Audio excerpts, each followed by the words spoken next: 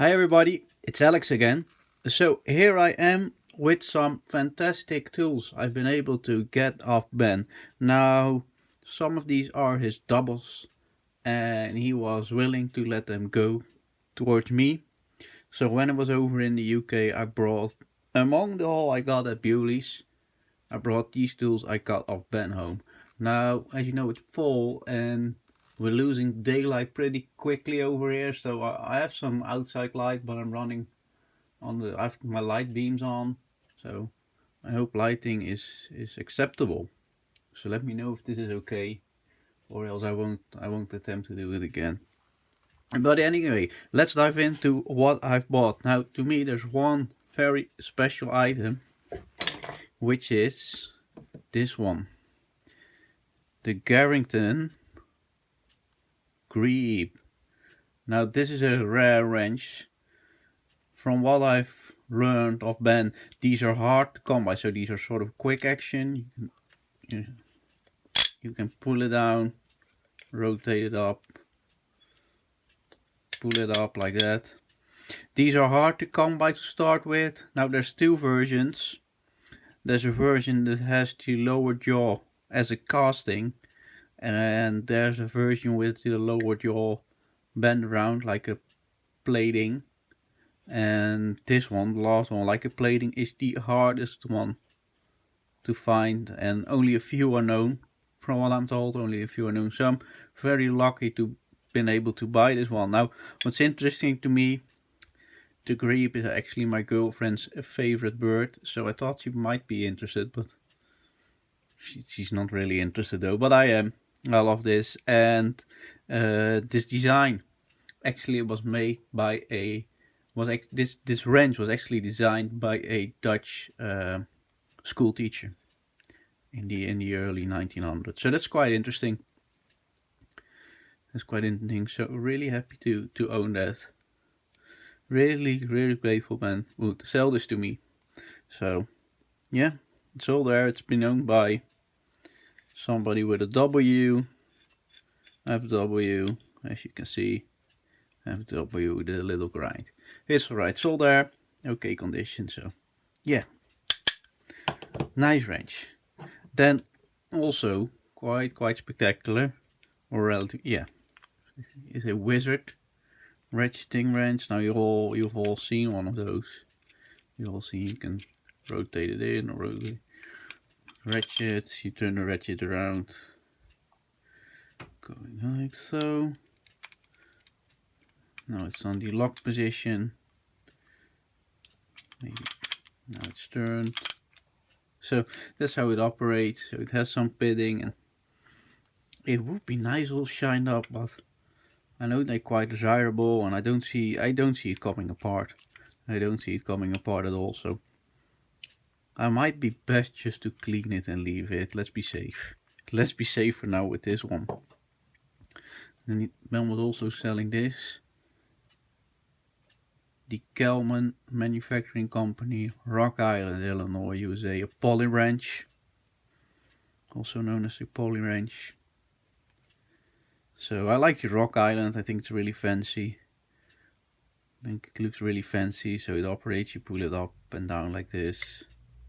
It's quite interesting. I will clean this one off because I think it deserves quite a clean, and I will think it will look quite spectacular once you've cleaned it and did a little work to it. So I think this is worthy of a little bit of work.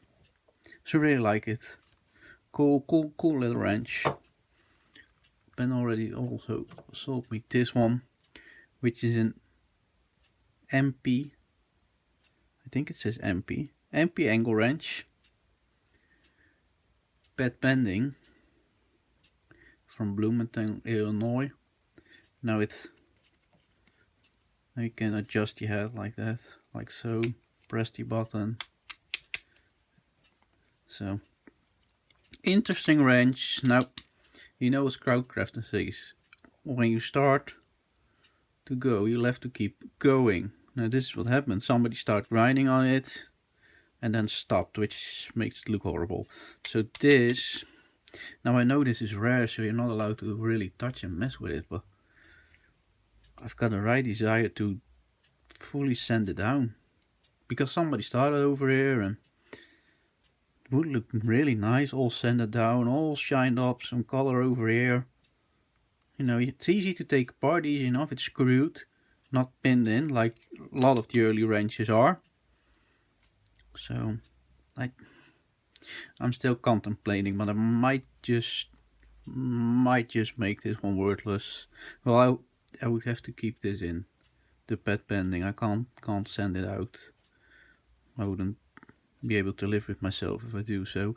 But anyway, really nice, interesting wrench. A little bit obscure. Now I was talking to Ben about stuff I would like to buy, whatever. So I was talking about the bent wrenches, like the Bemis and Cole bent wrenches. Now I have 2 straight wrenches which I love, but I regretted not buying the bent ones. Now he was kind enough, these were not doubles.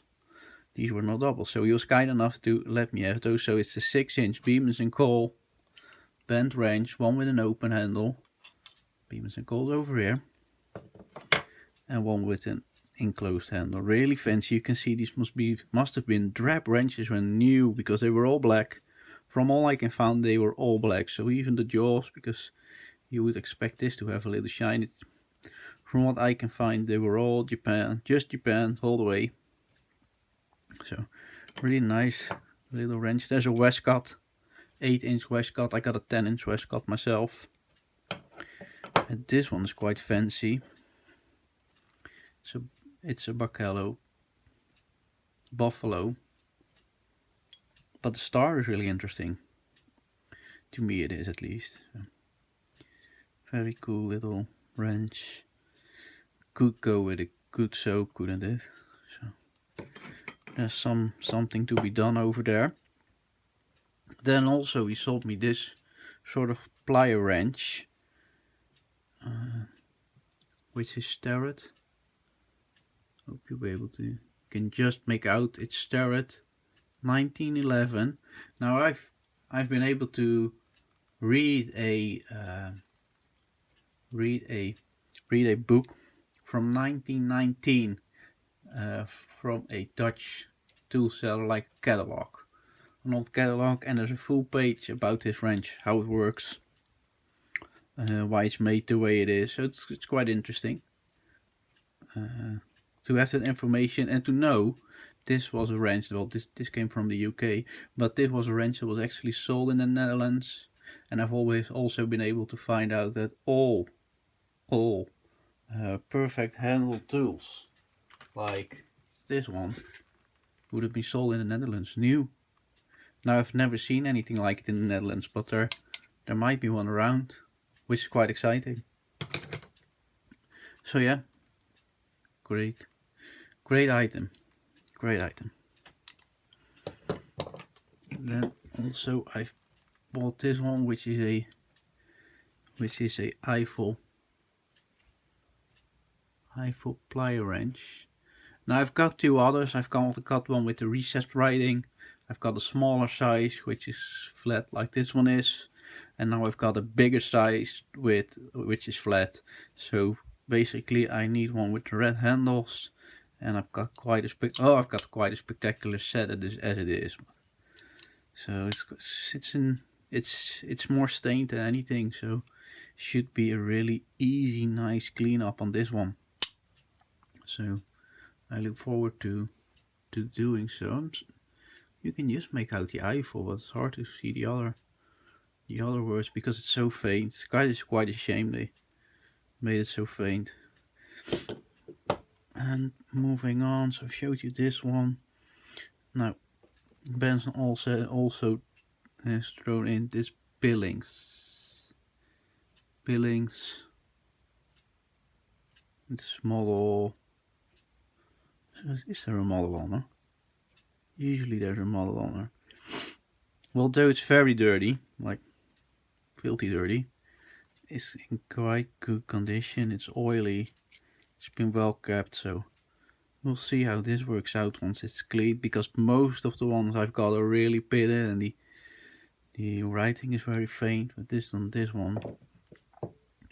And lastly I have bought this wrench, which is clean, which is nice. I think I cleaned it as Ben's house, which is, from my knowledge, another American wrench. I don't know a lot about it, but it's an interesting design. It's an interesting design, and Ben had a full set of these, so very cool to have one. So yeah, these are the last things I can show you. Oh wait, in my first video I think about from the haul, I showed you the, it's in here, Starrett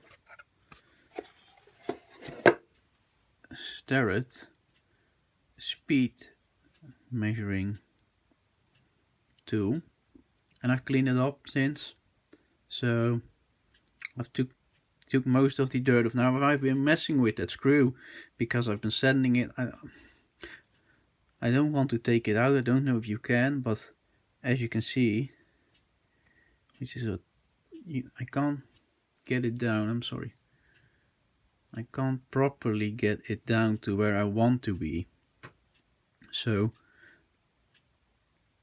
if I go any further, I will have a pin left, which I don't want, but there's some pitting remained, and it's a bit of a divot here. So if anybody has a great idea how to solve that or get another screw, or I'm not at the level where I'm able to make one, but otherwise it cleaned up really nice. The shaft looked really nice. I did it on the belt sander. I've wire wheel. This is with the cold blue. It's not paint, it's cold blue. So otherwise it cleaned up really nice. I think it looks quite nice, just like this. I think the screw is a bit of an issue because it's a little bit concave over there, and if I go much further, I basically will end up with a pin that's got a line in the middle. So there's a bit of pitting left over there, which is a shame. But otherwise, cool tool. So yeah, I hope you like what I've done over there. So yeah, that is the last video of my UK tool haul. Thank you all for watching. See ya. Bye.